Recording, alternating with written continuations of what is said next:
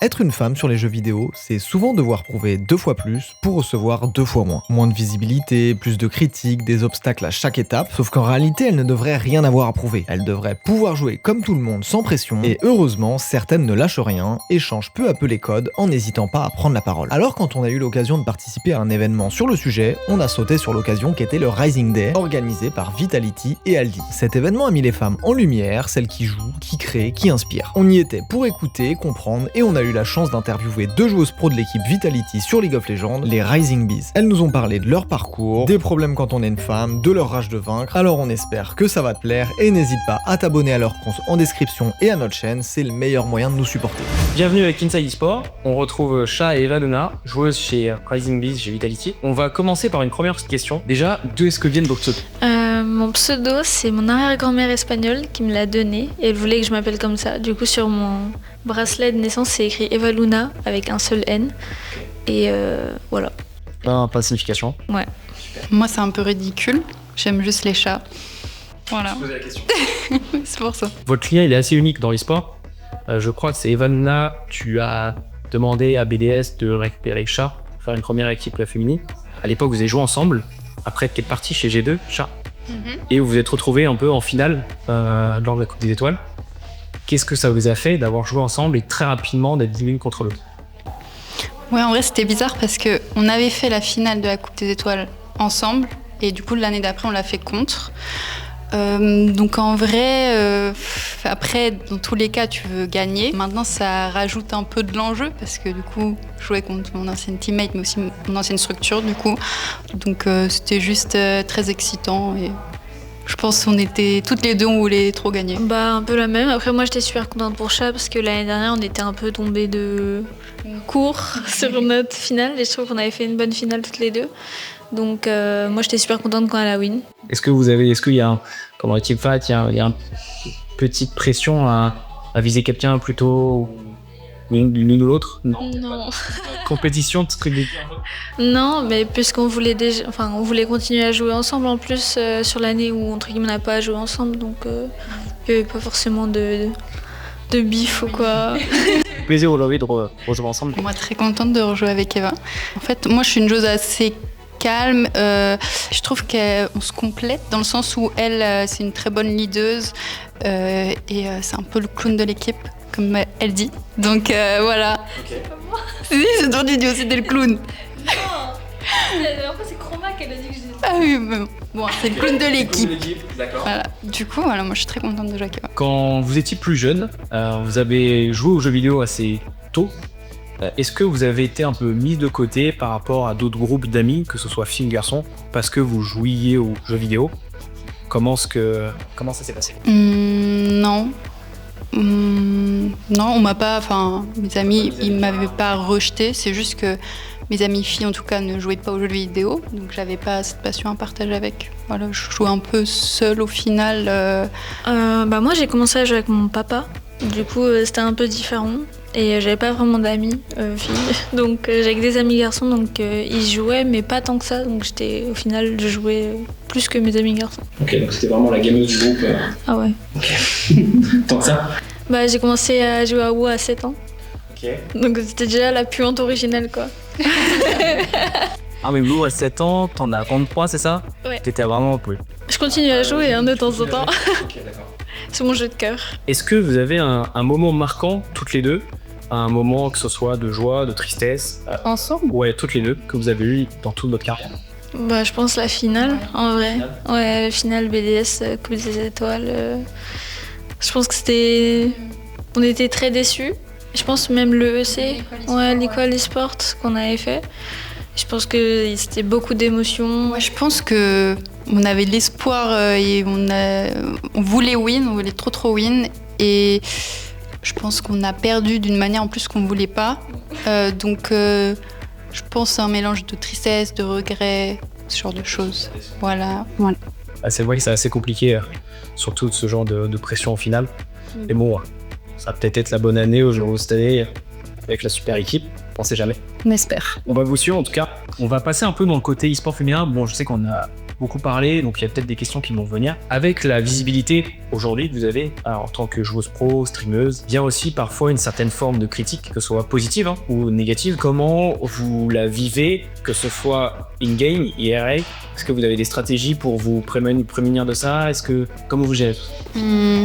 Moi déjà, j'évite de trop regarder les réseaux. Je suis plus de la team ignorer les messages négatifs et pas trop faire attention. Ou si j'en vois, de juste ne pas y penser et voilà. Ouais, bah moi après j'ai le côté streamer où du coup je vois le chat et je suis exposée quand même un peu plus puisqu'il faut que je poste plus, etc. Mais en général, moi j'essaye in-game en tout cas, j'ai pas le chat. Très peu, c'est quand j'oublie de l'enlever pour éviter que ça m'impacte mentalement parce que c'est juste inutile en vrai de s'infliger ça parce que je le faisais beaucoup quand j'étais plus jeune, je regardais tout parce que j'étais très angoissée, etc. Et en fait plus j'ai grandi, plus j'ai évolué dans ma carrière, plus en fait j'ai compris que en fait s'infliger ça c'est juste une perte de temps et aussi une perte de santé mentale très importante. Est-ce que vous changeriez quelque chose, qu'est-ce que vous changeriez aujourd'hui s'il y avait une seule chose à changer, que ce soit in-game? Je pense que c'est une globalité. Déjà, il y a beaucoup de stéréotypes sur les femmes dans les jeux vidéo. Donc je pense qu'il y a beaucoup de femmes qui travaillent dans les sports qui en brisent beaucoup. Donc déjà, c'est un gros boulot qu'elles font. Après, je pense que in-game, etc., effectivement, les bans, même juste pas sur LoL, mais sur tous les autres jeux, devraient être beaucoup plus sévères quand on vient à des choses sexistes. Parce qu'il y a les ban words, etc., mais Girl Go Back to Kitchen, comme on a parlé un peu plus tôt, c'est pas forcément permaban. Et pour moi, en fait, ça devrait l'être, puisque c'est juste de la discrimination. Du coup, ouais, pour moi, in-game devrait être beaucoup plus ferme. Ouais. Je pense, en tout cas sur Twitch, il me semble que c'est en train de se mettre en place, je suis pas sûre, que lorsqu'il y en a un sur un stream qui est sexiste, tout ça, qui puisse être ban sur d'autres chaînes, par exemple. Voilà, c'est ça. Parce que le problème aussi sur Twitch, par exemple, tu peux très bien venir insulter une streameuse, l'harceler, après tu recrées un autre compte, pareil sur Twitter. Donc peut-être mettre en place des choses où tu peux pas faire ça, même si c'est compliqué, parce qu'il y a toujours la question de l'anonymat, où pour beaucoup de gens, l'anonymat est important sur Internet, question de liberté. Mais en même temps, d'un autre côté, ça touche de liberté. Voilà, c'est ça. Donc en vrai, je sais pas, mais s'il peut y avoir des initiatives comme ça qui peuvent aider les streameuses ou à faire face à des personnes qui sont problématiques et qui harcèlent souvent les femmes, qui insultent souvent les femmes, réussir à les ban sur plusieurs plateformes. Donc alléger un peu leur anonymat dans le cas où il y aurait du harcèlement, oui, etc. Voilà. Et plutôt mettre en avant. Oui, maintenant c'est compliqué en vrai de mettre en place, mais voilà. En vrai, déjà sur Instagram, il y a cette fonction où quand tu bloques un compte, ça va bloquer les prochains comptes. Ah, ok. Et sur Twitch, maintenant, c'est un ban. En fait, il revient sur ton stream, c'est avec l'IP, je pense, ou l'idée du PC. En fait, il va déjà être ban sur ta chaîne. Okay. Ou il va être flag, en tout cas, c'est flag, genre utilisateur suspicieux. Okay. Ouais. Donc, non, mais vraiment, c'est écrit comme ça, il me semble. Okay. Et donc maintenant, ça protège un peu plus. Et je crois que dans tes paramètres, tu peux directement décider de, par exemple, s'ils sont flag déjà, de pas les autoriser. Enfin, je m'occupe pas de tout ça, c'est mes modos, mais il y a pas mal d'options qui sont en train de venir. Et je pense que le mieux maintenant, c'est parce qu'avant, quand quelqu'un était ban, il pouvait toujours voir ton stream. Juste, il pouvait pas voir le chat. Et en fait, juste ça nourrissait encore plus la haine, je trouve. Et maintenant, ils peuvent plus voir ton stream, en fait. Ils accèdent plus à rien, pas les VOD ni rien. Du coup, voilà. Ouais. C'est en train d'évoluer, mais c'est vrai que on le voit avec Ultia, c'est important que maintenant Internet soit pris plus qu'au sérieux au niveau que ce soit de l'harcèlement ou des menaces de mort, ouais, etc. Ok, un sujet un peu délicat. On va continuer plutôt dans l'e-sport. Alors, quels conseils vous donneriez, on a un peu parlé tout à l'heure, aux jeunes filles qui se lancent dans l'e-sport aujourd'hui? Est-ce que juste le tryhard, est-ce que les rassurer juste en tryhardant c'est bien?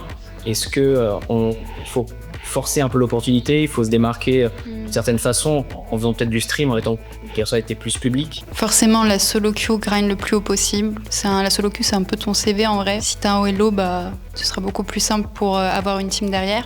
Mais on en parlait aussi tout à l'heure, t'as maintenant le joueur performance et le joueur influenceur. Donc ça va aussi t'aider si tu es sur les réseaux. Si tu as de la visibilité, forcément ça va t'ouvrir des portes. Donc aussi de développer ces réseaux, c'est toujours une bonne chose en vrai. Moi je trouve que c'est à double tranchant justement, puisque moi je me souviens chez BDS il y avait beaucoup de questions en mode elle était influenceuse ambassadrice, du coup c'est pour ça qu'elle a eu sa place, alors que c'est moi qui avais monté tout le projet, j'avais fait les tryouts, etc. Mais du coup c'est vrai qu'en étant avec l'influence ça ouvre des portes, mais ça enferme d'autres aussi, puisqu'il y a toujours des attentes plus hautes sur le level ou de la part des fans, etc. Puisque tu es vraiment la tête d'affiche, donc tu dois... T'as une pression supplémentaire. Mais moi, le conseil que je donne, c'est comme ça, de grind la solo queue, mais c'est surtout d'oser, en fait. Pas forcément attendre que les teams vous contactent. Envoyez votre OPGG à des teams, les contactez vous-même. Osez avoir du culot, ça marche. Proactif, quoi. Voilà, mais pas que en féminin, en mixte aussi. On dit on joue en féminin, mais moi j'ai fait mes débuts en mixte et moi ça s'est bien passé.